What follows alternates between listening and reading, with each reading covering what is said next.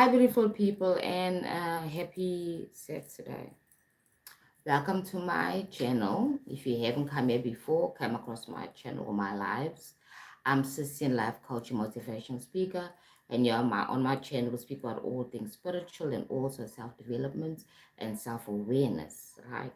So, as a collective, we're getting a lot of information that is not so nice to hear because it's information that is about what bad things happening.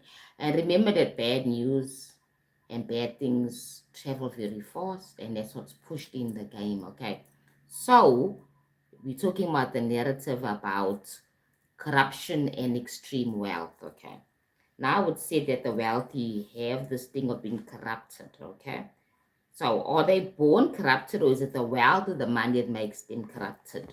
Good question. Right now, let's talk about like with the e-file story specifically. That's why I'm talking about this topic, because of the e-files that are out now, and we're all hearing all these jarring, uh, negative, bad, scary, very, very low frequency information is coming out about what's been going on the back end of the game while we all living our ordinary lives, right? Getting up every day and going to work and living our lives. A lot of things have been happening on the back end in terms of the people with power and money.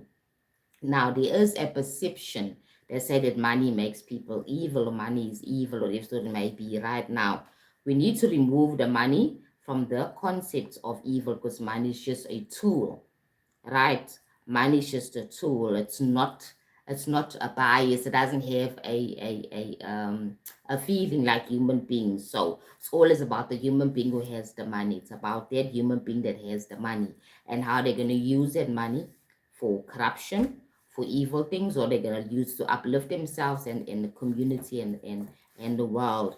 Because it's a given ideology that when you hold money and wealth, you should be taking care of the world. You should be taking care of the communities around you with the money that you have, because that is a moral expectation, right?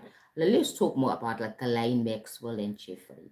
Now, Ghislaine Maxwell said to be from a very wealthy family, a lot of money, British family with money. And Jeffrey, Mr.